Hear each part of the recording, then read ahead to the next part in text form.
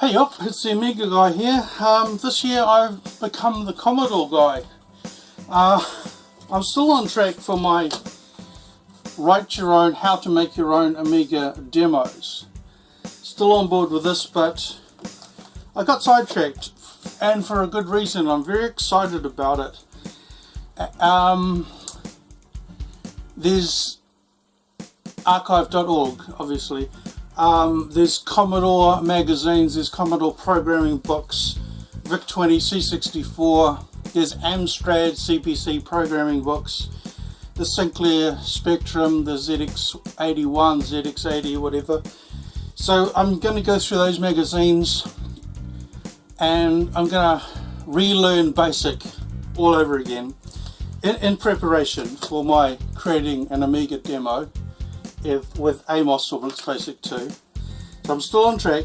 It's just that I'm going to dig through all these magazines that I've downloaded and just go through the coding, the code that's in these books. I'm going to type them out and learn basic before I get onto Blitz Basic or Amos Basic. So that's that. Actually, I'm not going to be going through the magazines. The puppets will be. I'm digging a hole out in his tin today so he can pop up into our world and say his dialogue. So we're still on, yep. So there's coding, okay, so this is where I'm stuck. So there's basic programs in these magazines, but I've also downloaded assembly language ones, and I've been stuck on one page for 2 days now. It's just bloody impossible to get my head around it. But it's cool in a way, because from this Z80 programming, the Zilog Z80 programming, I've hit on another series of who invented computers, who invented electricity, or who discovered electricity. Why do computers use ones and zeros? Who taught them the language that they speak, and why? So I'm doing that, and so that's it. So yeah, and it's okay. So that's the hard part. So Z80's programming is going to take months to do. So every day I'll be doing one of these magazines, every couple of days, whatever, and that's the fun part. So I'm only touching on, okay, so there's channels, there are YouTube channels where they go through the magazines to point out the games and show you how the games play and all that. So they can do that. I'm going to stick to two things. Number one, the programming tutorials in these magazines, and of course the second one, the one that's going to take the longest, the tracker software or instructions or tutorials on these Commodore 64 VIC-20 magazines. I have discovered well, not only just trackers. I mean, I'm learning Cyber Tracker, so I'm having a hell of a lot of problems learning a tracker. So I might do it the easy way, Milky Tracker, the modern one, and go back to Octamed to make a Amiga demo. I'm going to have to use Pro Tracker, so that's okay, but I really want to play around with Cyber Tracker, but that's way down the end. It's okay, so honest time, I bought a Commodore 64 to do that on. It turned out to be a scam, and I've lost hundreds of dollars, and I lost out on one that was for sale in my country. I don't know why I bought a computer from a different country. I'll never do that again, idiot. So I'm learning with the Commodore 64, C64 forever. I've just upgraded these to version 9, Amiga forever. There's an option to upgrade to the permanent, like every version in the future. So that's something I might do once I've got a bunch of magazines sitting on top of it. I'm keeping this. I can't. I started this project to buy and sell, you know, my CD. Well, I bought this brand new. I've never re-bought it. It's mine from the 90s. I bought this to buy and sell the 600. It's up here. It's sold, so that's on its way out.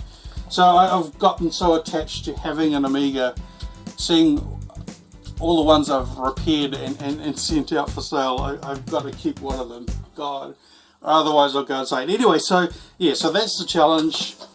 Running Z64 images on the Commodore emulator, and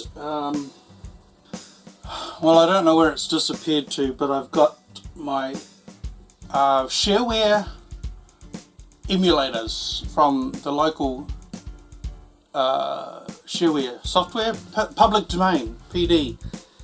We had a few in New Zealand, so I've still got my discs. Of course, the worst one is Crazy Sue Goes On. Oh God, I hate that game. So there's a VIC-20 emulator, there's a C64, there's a Spectrum emulator. So whether it's done through Vice or the software that I paid money for, so why shouldn't I use that? So we're going through these magazines and we are typing in the code. And with the Z80 programming thing, I'm going to start with this binary code just because I'm fascinated with it. It's a very short one and I want to see that work. Anyway, so I got sidetracked again, sorry. So in these magazines, so Commodore format, Commodore user, Your64, Ahoy and Zap with 2 Z's. I'm going to go through those looking for programming and looking for trackers or music software. Zap is now being published again, so I'm going to try and get a hold of current issues of that. That's kind of cool. I would like to. Zap doesn't have it. I won't be touching Zap because I don't think there's any programming tutorials in them, so I might do all the Zaps in one episode. Just point out advertisements for music software. So, right, stop babbling. So, what I found is not just the Miracle Piano program, which came with its own keyboard, as shown by the 8-Bit Guy and the Angry Video Game Nerd. Very curious about how you could replicate that with a real MIDI keyboard and the emulator. See if we'll find out if it's possible or not. Okay, and I've also discovered the Super Jam equivalent on the Commodore 64 advertised in one of these magazines. So that is so cool. So the music for the episodes, for when the puppets go through Commodore format, Commodore user, Your64, Ahoy, and possibly Zap if there's any music software. I think it's just 100% games as far as I've seen so far. The music for the episodes of the puppets going through these magazines will be supplied by either Super Jam, Band in the Box.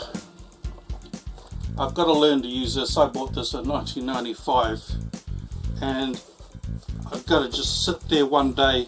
That's the hard part. Just sit there one day, read the damn 600-page manual and see what it can do. Because I'm not buying the new one. The new one, they won't let me upgrade from the floppy disk to the. Yeah, oh well, who cares? I love my retro, so I've got Reason, obviously propeller head Reason, as my. You can't see the guitars in the shot. As my music production, which is kind of going to be completely different from Tracker. I still haven't got my head around it. Real music, tracker music, real music, tracker music, whatever. So yeah, so the music will be supplied by, for 6 to 8 months, will be supplied by Super Jam or Band in a Box until I've sat down. I think I should dedicate one day, just one day, to Octamed. Until I've learnt the bloody thing. I've been trying to learn Octamed since, well, since July 1992. So I want to get that out of the way. It's like a little kick the bucket list thing for me. So anyhow, so that's it. So the end goal is to write programs for the ZX81, the VIC-20, the Commodore 64. I'm not going to go 8-bit guy and create a game. I mean, I'm not going to.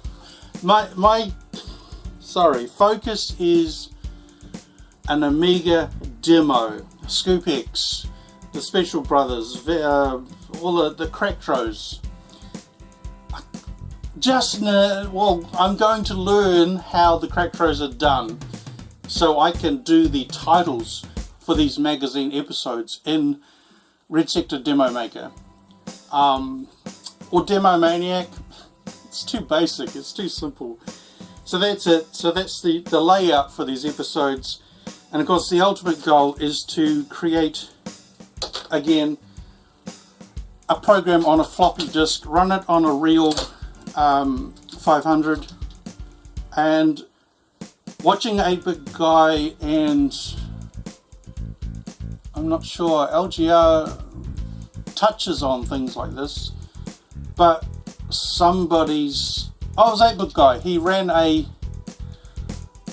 MIDI, somebody did it, a MIDI program on a Game Boy.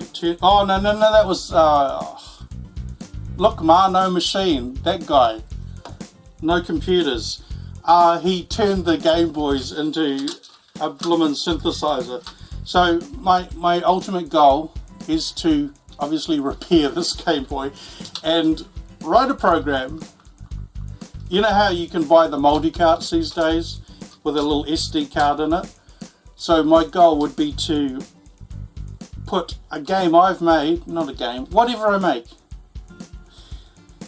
There's a guy that's written a tracker for a Game Boy.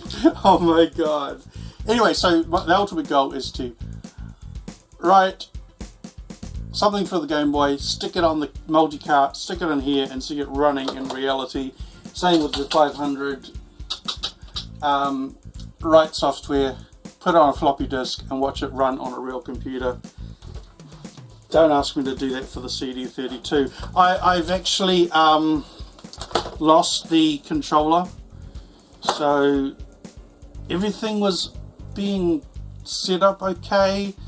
I had a score on a controller, but then I got scammed, so it's fucked up this whole, sorry. Moving forward pisses me off. Never buy anything. Yeah, I know, everybody else knows that already. Never buy anything from overseas. Unless it's, of course, I mean, this comes from the States. I've been buying the Eminet CDs from the UK. All trustworthy. eBay, you know. Just don't, yeah, I know. I've learnt my lesson. Don't buy a freaking Commodore 64 with a monitor, with a cassette tape, joystick, mouse, and floppy disk. It's too good to be true. If it's too good to be true, it's too good to be true. I'm an idiot. Thank you for watching. Bye.